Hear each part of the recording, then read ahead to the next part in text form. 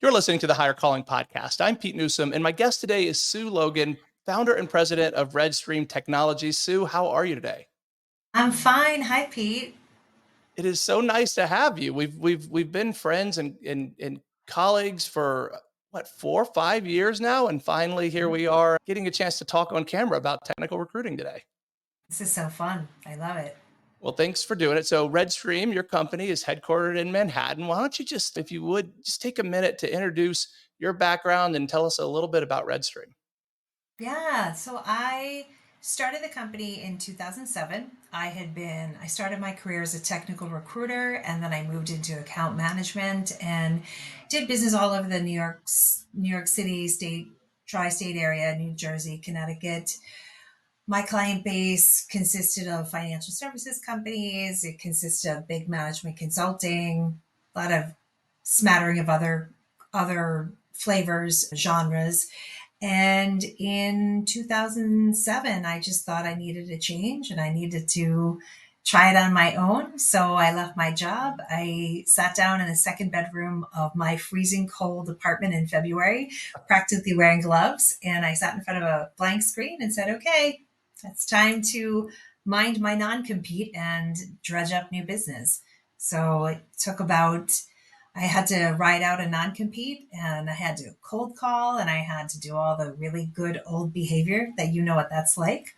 Calling people. It was prior the days of LinkedIn. So you had to try and get phone numbers for people and call people and beg people to meet with you.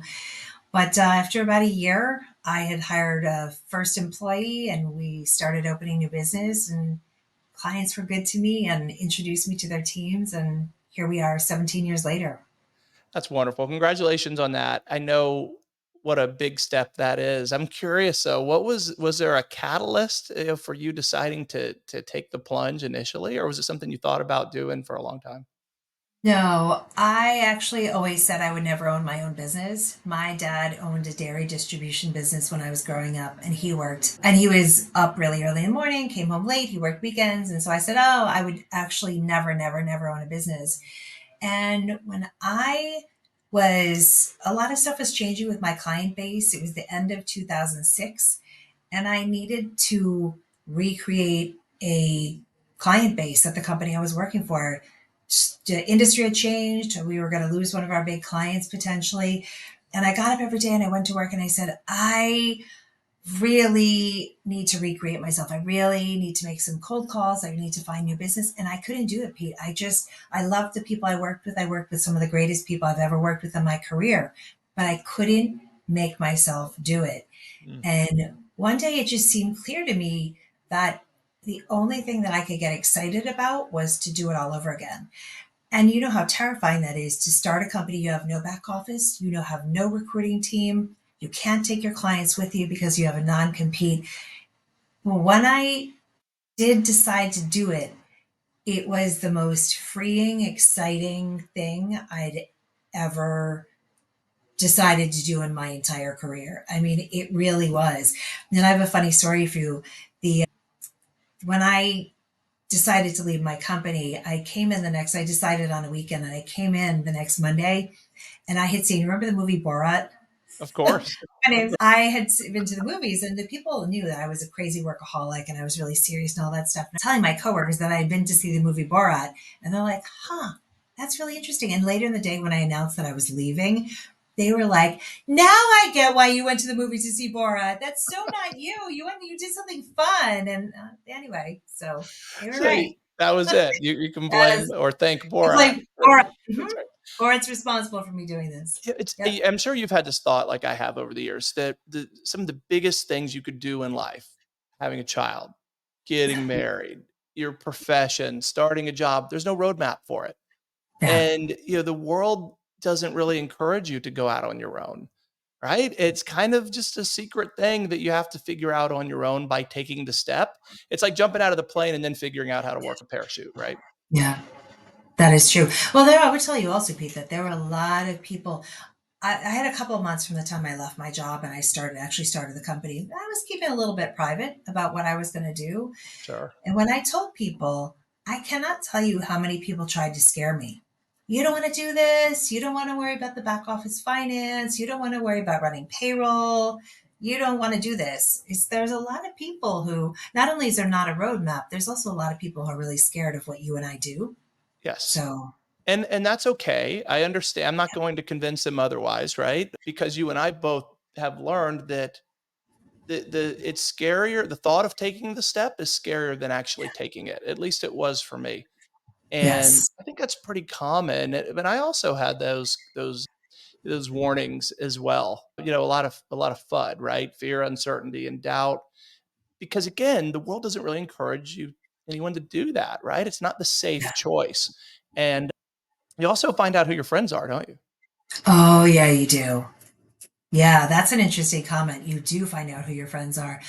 I can't tell you how many people, when I was starting the business, actually took me out to lunch. Old contacts, not clients, not violating my non-compete, but people that I knew who I said I was starting my company. I can't tell you how many people were super kind and actually said, "Oh, you just started a business. Let me take you out to lunch." And then there are a lot of people who disappear. Same, You get same. both. Yes. Yeah. And I never could have predicted who would have done what in that situation. And it was so eye-opening. And some of the people who I never would have expected any help from went out of their way to lend Same. assistance, and others who I would have thought would be a given, didn't really step up. And so it's a fascinating thing that you almost have to go through that experience to know what it feels like, right? You can't really describe it, but here you are. Here I am. We did it. And You're we're grown up now. We're not lonely. We have friends in this business because we've been at it long enough. Yeah, it's funny that you would mention that word because lonely is a great way to describe it, because one of the things that I missed that was hardest for me about going on my own was not having a manager, not having Yeah. anyone to turn to and ask for advice or help, not having a peer even. That was a very lonely feeling, and that lasted for years for me. Yeah, same for years. And now I think that's one of the things I constantly, in my own way, fight against is who are my peers? What is my network? And that's how you and I became friends, part of a professional networking group. Who is it that you trust to give you advice? Where do you find that? Because you can't go to a manager. Right. The buck stops with you and I for doing That's right. this. That's right. It does, and while that's a good thing, I like being an employee too, to some Yeah. degree, right? It'd be nice to have days where the buck stops with someone else, but we're not gonna solve that one today. We're No. hopefully going to solve some of the mystery, which I think is a lot more tangible, of how to improve your technical recruiting. And that's why I asked you really to come on today. Although I think we should probably do an episode about going out on your own to start a staffing company. That if you'll come It's back, a good let's episode. that would be a Let's do conversation that. worth having. Yeah, we could probably grab a couple of our other friends too who have similar stories. But the market is evolving rapidly, and I'm hoping that we can share advice and guidance for those who are struggling with and want to improve at technical recruiting. But what do you think the state of the market is right now? How would you describe it? It's a moving target of sorts, I think. The market's really weird. I'm glad you're asking that question because I was just talking to my recruiting team about that this morning. You think back to 4 years ago, right at this time, 2020, when pandemic was just coming on. We didn't know what was going to happen. And so I would say for March on of 2020, it was gangbusters. Everybody needed technology people. Everybody needed recruiters. Everybody, as soon as we settled into what the business model of the pandemic was going to be, technology recruiting was gangbusters. It was gangbusters all of 2021, all of 2020, 21, 22, and then it started to slow. Right. And I've seen this before. I was through '01, the dot-com crash. I was through '08, '09, which you and I were talking about earlier, where the financial services blew up, mortgage world, mortgage-backed securities blew up. This is in a lot of ways no different.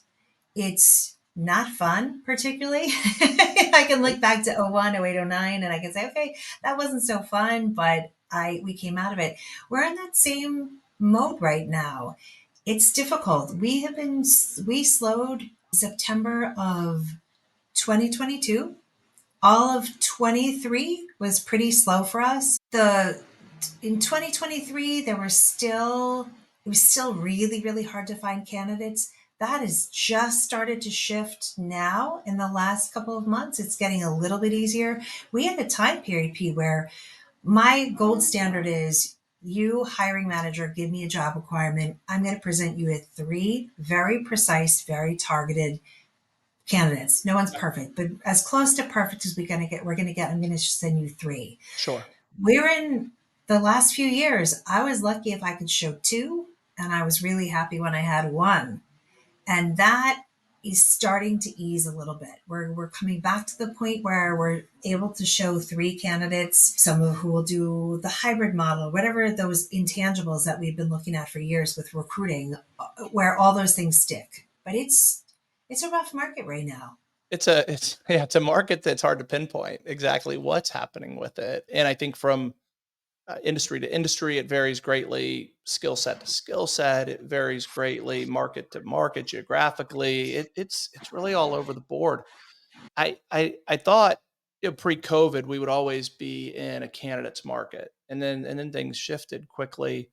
Now I wouldn't even know how to describe it. But one of the things that I think we're seeing a lot, and maybe you are too, is that candidates aren't well, they're hesitant to change jobs because they've Yes. seen so many people jump and then lose their job because of a layoff, or the grass wasn't as green as they thought. There were a lot of huge salaries being thrown out post COVID, as we know that really affected the recruiting industry in particular. And now people are afraid of they don't, and that's the sentiment that I latch on to the most. The general population doesn't trust what's going on in the market right now. Yeah. And they shouldn't, because it's very strange. I'm trying to feed you what it feels like from the candidate perspective. When the market is hot and chugging along like it was 2020, 21, 22, you really had no idea what candidates were going to do. They had six options, they had four offers on the table already, right at the same time. It's starting to shift again. I don't think anybody feels like there's nothing out there. I also feel, Pete, like there's a shift in, you look at all the people who worked for big tech companies, your Metas, your Googles, they really staffed up over the Right. last few years, and they snapped up a lot of good, expensive talent. And now those people are flooding on the market, but where the jobs are, and also you had your people going into VC backed startups. There's a lot of interesting work going on out there. That money is dried up, so that population pool is also feeding out into the candidate pool. But a lot of those people don't necessarily want to go work for, let's say, a MetLife or a JP Morgan. They want maybe a tech company, and I feel like we're in this place where you go to LinkedIn and you doom scroll and you see the green circles and you see so many people saying, I've sent out 150 applications, I've had no interviews. There is a lot of that. But there's also this shift where I think companies are starting to realize, okay, I need to be a little more open to who I'm hiring. I used to say that like hires like. Financial services companies hire people out of financial services. Insurance companies hire people out of insurance. They like that Sure. because they like the domain knowledge, right? Right. So they love that. We're coming into a market where I feel like if we're going to make that leveling of candidate to job opening, we have to be more open minded. Our clients have to be a little bit more open minded. Okay, that guy's out of Google. He might do extremely well at JP Morgan. He might be a great fit, but in the past, I didn't want to look at that guy because he's only a tech company guy. So I think we're coming to the next 6 months, in my opinion, are going to be I don't know, a reckoning of candidates into what jobs are out there. And I don't think that's a bad thing. No, it's not. It's not. I don't think it's bad either. I think it's uncertain and hard to plan, and that's where I think, individuals are struggling, companies are struggling, both companies like ours who are doing the staffing, but also our clients are Yeah. trying to read the tea leaves, whether what they can expect from interest rates, what Right. they can expect with the election and all that's surrounding that. I mean, this is, global war is going on. I mean, there are so many things to wonder and worry about right now. unfortunately, that means, indecision a lot, and that's bad for us, right? We don't want that. We want confidence in the market. And Yeah. so it seems to be trending, right? Some of the numbers are good. I look at the employment data constantly. For right now, it seems to be getting a little bit better, albeit slowly. Yeah, it's slow. Yeah. Unemployment's still large. Inflation is still a big problem that's not, I don't think, is going to go away anytime soon. So I think, our clients are going to everyone's going to need to start, increasing salaries more. Are you seeing that up in, in New York yet? Are you seeing prices or salaries rates going up yet? No, I'm not. And I can give you historical, I have my own historical anecdotal evidence in my brain. So 2009 was a terrible year in New York that lasted it started in '08. '09 was terrible. 2010 was bad. By midway through 2011, we had a massive job swap in New York City. And Mm, all the people in financial services who had not been bonused for a couple of years because the market was terrible, people lost jobs, whatever. There was a massive job swap. People moved all over industries. But that, if you think about it, that's 2 years out from the bottom of the right. market. We're not there yet. And if history tells us anything, we're not there yet. So I think 2024 is not going to necessarily be a great year for us. Well, you were at the same conference I was back in November, where we heard, Yeah. a well-known economist speaking about the year and said that it's his prediction was, things weren't going to pick back up until the very end of the year. And I think the conference was in November. He said about a year from now. So we still have a long road ahead. And Yeah. and Yeah. But I want to ask you on this, can we go back to the salary thing for a second? sure, yeah. So are you feeling like salaries dipped in the last year and so you're waiting for it to come back? I think there's a normalization that's going on right now, and that's a struggle because every company is looking, considers that to be something different for their situation. So post COVID, we saw a lot of unnatural hiring, big Yes. salaries, limitless flexibility on working conditions, right? Work Yep. wherever you want. We're happy to have anyone that we can. We saw it in the recruiting space. We saw it in technical jobs alike. They almost mirrored each other because there was so much pent up demand. Companies were doing whatever they had to do, and now we've seen the pendulum swing back, which happens. And so now everyone's treating it differently. Who's making employees work from home, come back to the office, and who's not? Who's paying higher salaries and who's not? And so, as you know, of course, supply and demand ultimately will drive everything, and that's what I think is is normalizing right now is going I to think, be the yeah, return to office policy. I don't know, but there's going to be the companies that are more flexible are going to have a bigger candidate pool. The companies that they pay are. more are going to have a bigger candidate pool. They just have to acknowledge it. That's what we haven't Yeah. caught up to yet. And I think normalization is the exact word. That's the correct word for this. I don't see that. So I think that the candidate pool is now just starting to realize that they can't make endless demands. Like, I think Right. that in the last couple of months has just happened, and they're not expecting the moon on salaries anymore. And I don't feel like my clients have dropped their salaries and rates. I definitely don't see that.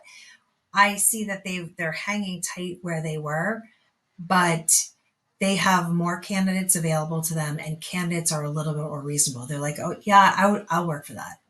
And So that's hard though yeah, to go backwards. We don't expect yes, to do that in our professional career. I had a great conversation with a very experienced recruiter a couple of days ago, and she had gone to jump for just a giant salary at one of the tech companies, and she came back and now is realizing I have to go back to normal. Like yeah, her feet are back yeah, on the ground, and but that's hard. I mean, and the numbers she was telling me almost hard to believe. I mean, I believe them because we saw it happening, but almost 100% increase from what yeah, she had been making, pre-COVID, and now it's coming back to normal. So that's the hard part because yes, when you start making a lot more money, you don't want to go backwards. None of us. yeah, yeah. That's the stark reality. I'll paint a picture here. I'll differentiate. That is for sure what's going on in recruiting. In technology land, it's not quite as harsh for technical candidates. For recruiters, very painful right now. It We is. lost a recruiter, Pete, in July of last year. And if it had been the year before and I posted a job on LinkedIn, I would have had two applications, neither of which would have been right. We had 1,200 applications in 48 hours. And we work remote. My team is mainly remote. So we got 1,200. It was posted as remote. We got 1,200 applications in 48 hours for a remote recruiting job. That's how Let much it's changed. let's talk about that for a minute, if we Yeah. can. How you recruit today, how anyone recruits today needs to shift for that reason. What's your take on the, I call it the one click apply, disaster that's happened out there where it's so easy to, it doesn't matter how thorough or detailed your job description is, how many requirements you put on, people are going to apply, right? And there's career Yes. coaches out there saying, apply, apply, apply. I get it. I understand why, but it's making a bad system worse. What's your take on all of that? Is there a way to solve it?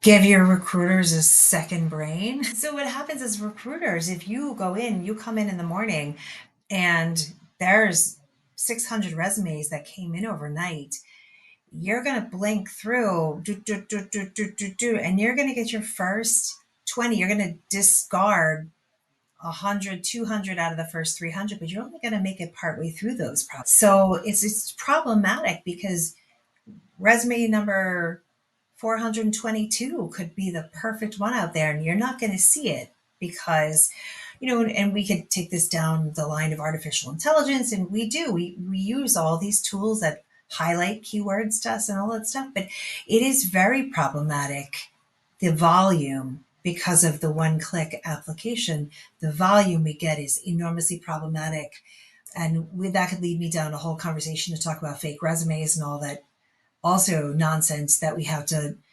to plow through when you're looking through resumes and comparing against LinkedIn profiles and all that stuff. It's the volume is very difficult and it's But very fatiguing to a recruiter.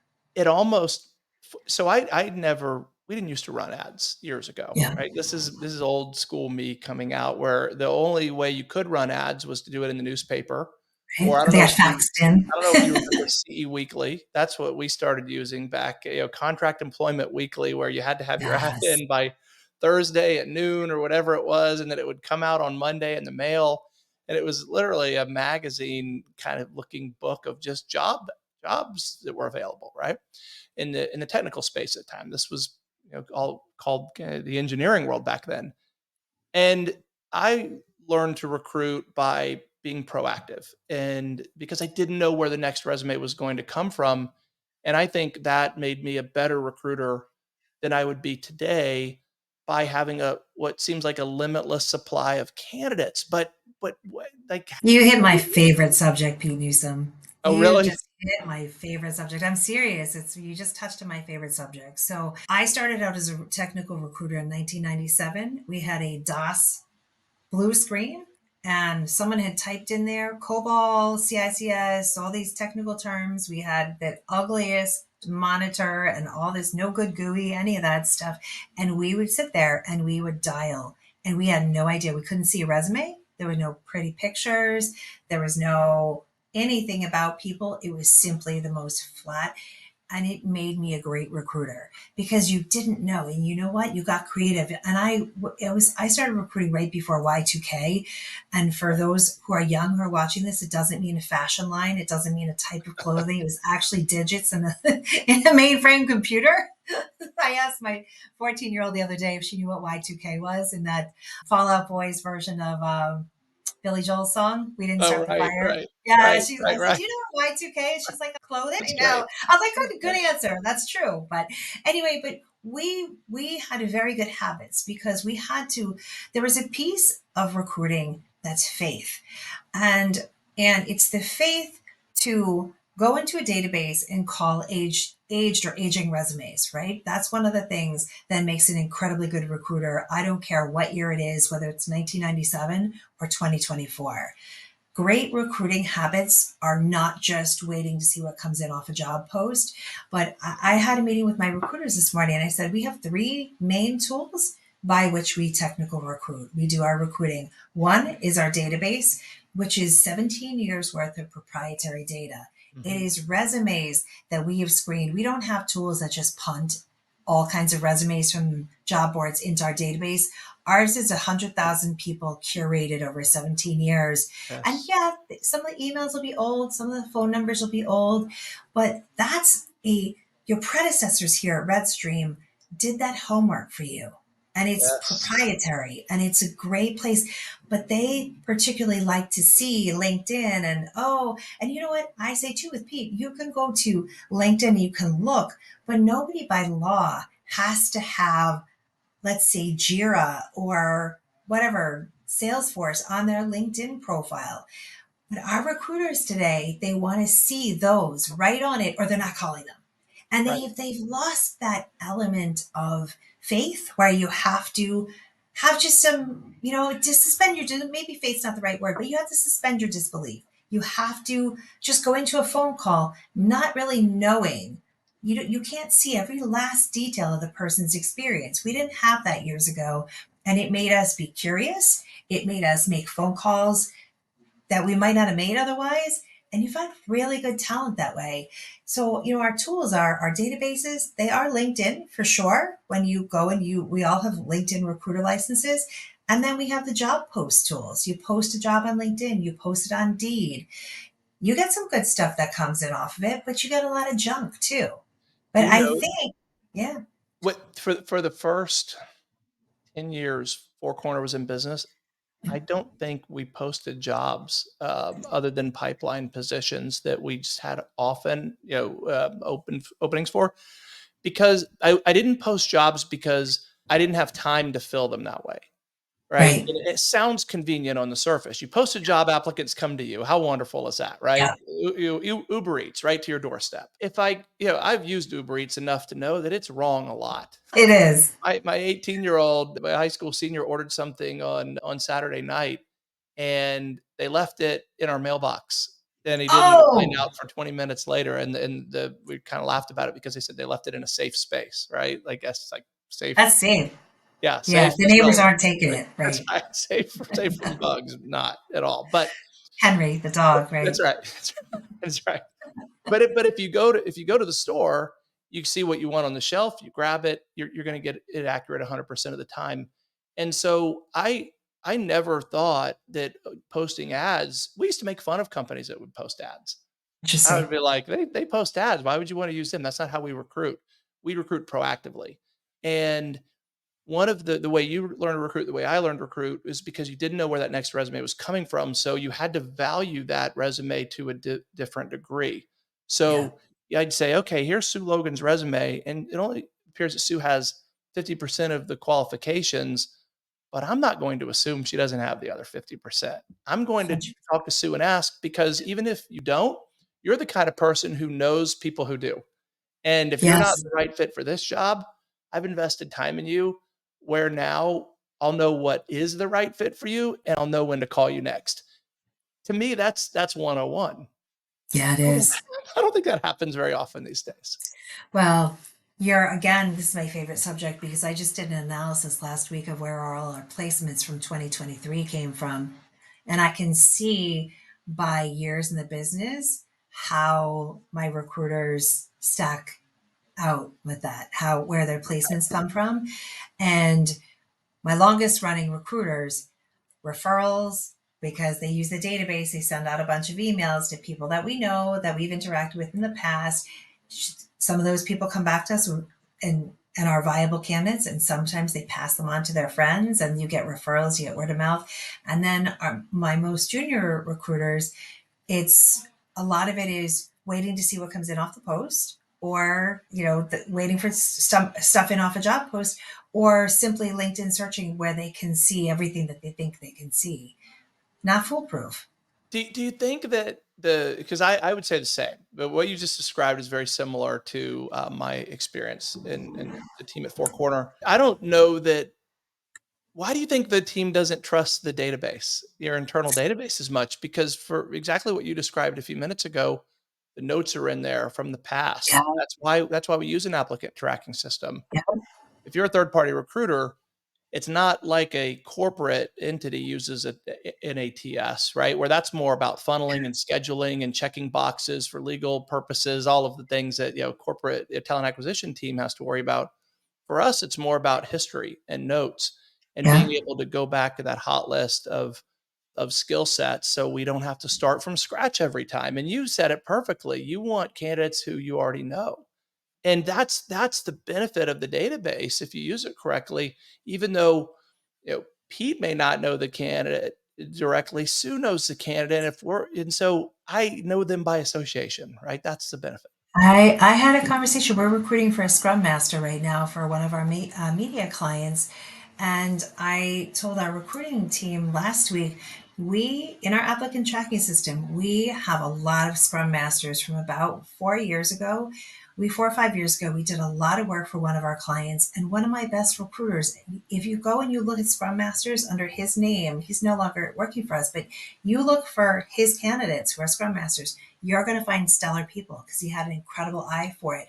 This is our proprietary knowledge. And Yes. I think it's very simple. I think people today love their social media and they love nothing more than to be able to flip through. It says they're open to work in not necessarily the green circle, but in their LinkedIn profile, if it says they're open to work and it changed 2 weeks ago to open to work, and they can see their picture and they can see where they've been working, and they don't like to have that suspending your disbelief and going, okay, this resume is 3 years old. I can't see what they've been doing. They want to see what they've been doing recently.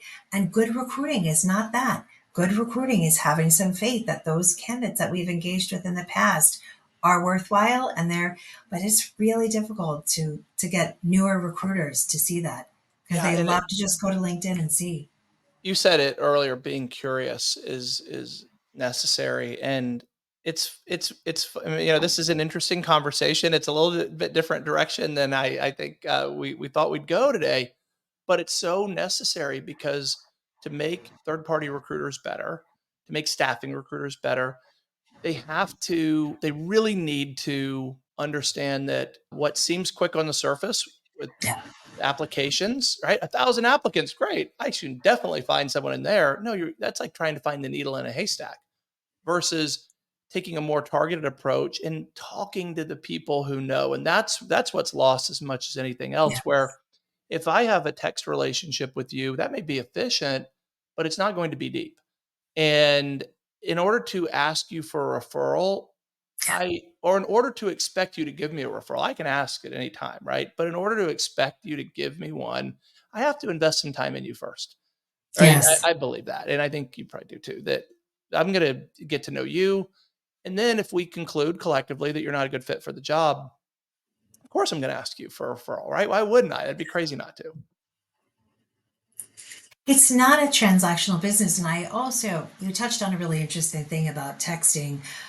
One of the other old school behaviors is the phone call. And I am adamant with my recruiters. You can never discuss money with candidates on text because it's not a discussion. You can't Right. understand what they're really striving for if you don't have that conversation.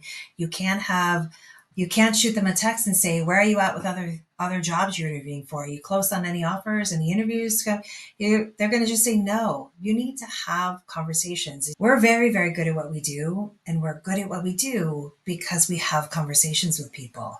It's the only way. It's the most old school, but man, do I love the phone, Pete Newsom. Well, I love the phone. it's so effective. I mean, I one of the things that I miss about working in the office was being able to hear just half the conversation with new recruiters, and you can just tell, once you hone your radar, for this, you can tell how a conversation's going Yeah, just by where the pauses are, the tone, the inflection, the answer to a question. Is there a pause or does it come openly? and directly, right? You know Yeah, all this, but you have to hone it. It's not a natural instinct. I mean, some people pick it up better than others. This is something I honed over years and years and thousands of conversations where I'm sure, like me, you could hear 30 seconds of a call and know whether a candidate is interested, is going to bail, is whatever. You know all you yes, need, right? I mean, I that's do. how can I you? do. I mean, is there any way to do that over now that we're virtual? Right, well, one of the nice things about choosing to go on camera with people too is you can really see their reaction. That's Correct. also a nice thing. Yes. But if you're just communicating via email and text with your candidates, it's not enough. It's not going to get you what you need. And I'm glad you said that because that's something I'm going to bookmark because we that's That's important. that's a quote, right? That's what we That's need. good. Yeah. So, what advice then would you give to your new recruiters today? Let's talk about that a little bit because we're sharing some of these things, and I want to make this our episode now that we're going to focus on where if you're starting out, what are the core things that a young recruiter, someone new to the space, really needs to know that can help them be better than their peers right now? I have such a laundry list. Let me think first. Number one is you need to listen to more experienced recruiters on the phone because you need to learn how they ask questions with nuance. Like in New York, we can't ask salaries. We can't ask what you're currently making. By law, we can't ask that. It's like that in a lot of places in the country. So we're working on a role right now where we want to ascertain if people are are working on a base salary plus bonus. And so I might, with my years of experience, say to you, I'm going to ask you a couple of questions about compensation. Let me state here that I'm not asking you what you're currently making. I'm going to ask you, what is your target base salary? And do you currently have are you bonus eligible? Right? That's language that's number one, legal, number two, correct, number three, non intimidating. It's what's your target base salary? And in your next role, this role is not bonus eligible. Is the role you're in now, is it currently bonus eligible? So we need to understand how we work with somebody to construct with their new employer a compensation package that works. But you don't know how to ask those questions if you Right. don't know anything about compensation. So that's number one, spending time with more experienced recruiters to learn language about around that. Or if when you're talking about consulting, I am looking for $80 an hour. The candidate says I'm looking for $80 an hour. And you say, okay, are you at all flexible on that? My first boss in the industry taught me to say, are you flexible? If I get a job that's only going to pay $70 an hour, should I call you for that? And that way you start to understand where they are in their continuum of what's important on compensation. Well, I might if it's close to home. Maybe I'll work for $70 an hour. Then you start eliciting information from them. So, number one for me would be sitting with people who are more experienced. Number two, learn to use your applicant tracking system. Going back to the conversation we had a little while ago, your applicant tracking system has notes on candidates that might have been in there for 10 years. Flip back and look at them. What happened with it? You can see our ATS has what jobs they were submitted to in the past. Zip down, have a look. Okay, we've worked with them 5 different times in the last 6 years. That might be a good candidate to relook at, right? So that's number two. Number three, in technology, learn what a fake resume looks like. Mm, Big one. Learn what it looks like. Go into LinkedIn, pull up, see what year their profile was created. Was it in 2023? Well, probably not. And they have 16 years of experience? Probably not for real. Should probably pass on that person. I have a secret methodology to talk to you about if you have time. okay. It won't be secret if you share it. It's not going to be secret, but I'm going to put this out into recruiter land. Okay. So, Malcolm Gladwell, the Of course. writer? Yes. Yeah. So, ever read A his few of book, his Blink? books behind me. Right Yes. behind you on the shelves. Did you ever Yes. read Blink? I did. Yes. So, Blink came out, Pete, the year that I started RedStream. And Okay. Blink was a very pivotal book for me. And I teach my recruiters to blink at resumes. We go back to earlier talking about looking through 1,100 resumes. Recruiters' brains get fatigued very quickly because they want to look at them and they want to, particularly newer recruiters, they need to read all the content, right? Their brains are going, I don't understand any of that. I'm not technical. I must read every line of it. I don't read resumes when I'm processing them. So Gladwell's concept of blink is the best decision makers are people who hone their ability to look at something and extract information that's really important.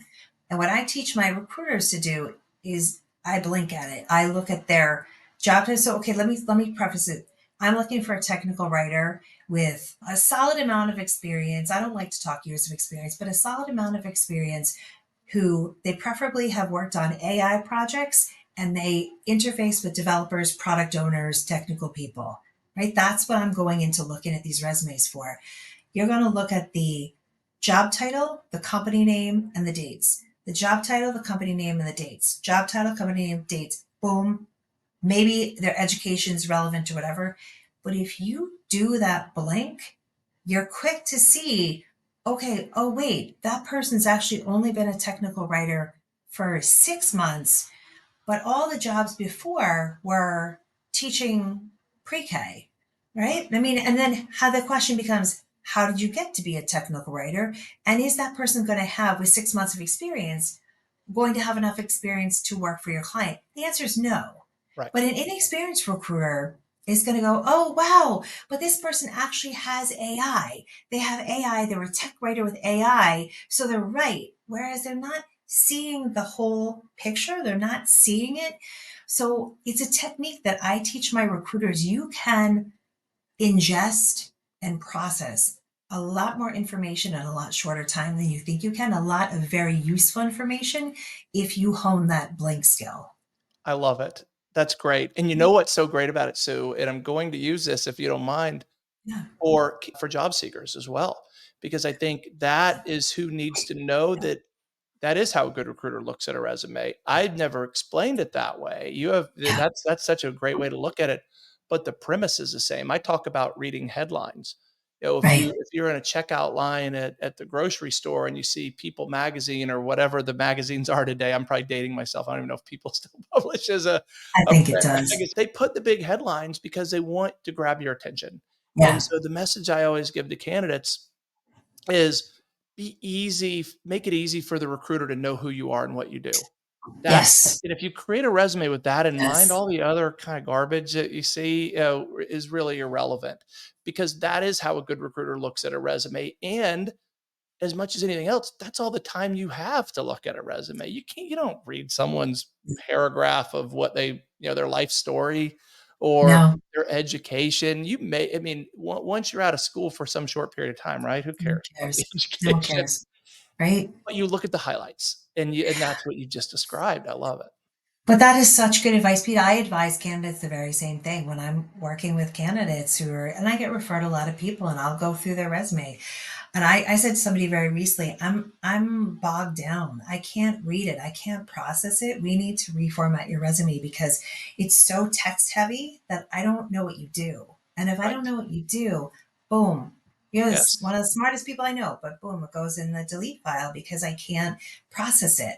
And we get a lot of heat for we being people in our profession, we get a lot of heat for not being courteous and respectful and not all these things. But the volume of information we process in a single week is very high. And like you said before, if you post a job, you get thousands of resumes and you can't do justice to it all. And Well, so, and that's where people don't, realize, and this sounds harsh. This is going to sound harsh. We're not paid for that, right? no, We're paid on behalf of clients on nearly in every case on a contingency basis, yep, meaning we're working for free until we deliver the candidate yep, they're going to hire. The yep, one candidate, which means, and this is the harsh part, every moment we spend on every other candidate is a waste of time. yes, Right? it is. Now, we think bigger, we think farther ahead than that. But it's not our job we don't find jobs for people, we find people for jobs. And Right. I think people who aren't familiar with our industry, anyone listening to this hopefully is that's how we operate. But I think a lot of candidates don't realize that. They think, well, the recruiter's there to help me only to the degree that it helps himself. And Right. does that sound kind of crude and crass? Yeah, maybe, but it is the reality of the industry that we're in. Or you can hire a career coach, and I don't That's what I necessarily was going to say. I Yeah. mean, that's not necessary for many people, but it is an option to pay someone to give you attention. That's not the job of a third party recruiter like ours, staffing recruiter. We're working on our client's behalf. Yeah. Yeah. I don't think it's harsh because I come from the same side of the business as you. If I looked at everything that came through and spoke to every single person, I wouldn't have a business. I wouldn't run a business. Yeah, if one of your And you run, recruiters tried to go through 1,000 resumes for one job, you'd lose the job, right, to your competitor, or your client would get tired of waiting very quickly. You would fail, and that's a it's frustrating because I know how the job seekers, perceive it because we spend a lot of time thinking about them too, but it's not ours to fix, right? We don't have the ability to fix that. no, and I'll tell you from a timing perspective that that was an interesting comment from you. We are done if we don't come up with candidates within 2 days for a consulting job, we're shut out for it. We're really, I mean, there can it's fast moving. They're off and running with people from our competitors. We got about 2 days, and then if it's an FTE role, direct hire role that you're trying to fill, you're done in 7 days Yeah. probably. Yes. Seven, and that's the five, probably 5 business days, a calendar week, but 5 business days. If you don't have candidates in 5 business days, it's not going to happen I think because those in are my, yeah, those right. numbers are perfect. I'd use the same Yeah. ones. And isn't it interesting how you and I have talked about quite a few things in the past 45 minutes that we've never talked about before, despite because most of the time we're together, we're talking together as in a group setting, and it's more high level. But it's interesting how you started recruiting in New York. I started in Florida, different kind of businesses, different times. We weren't that far apart year wise. I started in '93, so you were just a few years later. But it's scary almost how similar our thinking is as far as Yes. tried and true things that work because that's what works. And I suspect if we went down the line and talked about things like references and referrals, we would have very similar perspective and probably frustration that it's not easy to get buy-in from our teams, even Right. though right? Which is not really what we're Yeah. talking about right now, but I know these things to be tried and true, but it's hard to convince someone who is used to instant gratification, right? I Yes. because it does Yes. take you have to invest the time in the individual, and I guess what we're really seeing is the right individuals. Yes. They're hard to find. They are indeed. Okay, well, I wanna do this. I I promised that we wouldn't be I promise you we wouldn't be on that long, and we're already at almost 50 minutes, and we're not Oh, even a wow. fraction of through all the things we're gonna talk about. So, Nuts. would you be willing to come back and continue this talk? I love to. This is so Okay. much fun. It's This is great. well, it's crazy how fast the time can go, isn't it? Yes. I didn't realize we were talking that long. I am. I try to keep an eye on it, so I don't, if I say I'm only keep you for this long, I wanna try to adhere to it, but this has been great. And so if you've listened to this long and you're a new recruiter or you're someone who hasn't really listened to what we'll just call some old school tried and true ways of doing things, I hope you've taken notes, and we'll put it in our show notes and we'll put the transcript out there because I know how hard it has been for someone, to go out on their own, which Sue did in the most competitive market in the world. Oh, I'm in yeah. Orlando, Florida. You were in literally the most competitive market in the world in Manhattan and succeeded for a long time. So you're listening to someone who really knows their stuff. And I've witnessed that firsthand for a number of years. So this has been absolute gold. Thank you so much for your time today. You're welcome. This was great, Pete. I'll talk to you soon. All right. Thanks for listening, everyone. We'll be back soon. I'm going to make Sue come back. So we'll see you again. Thanks, Pete.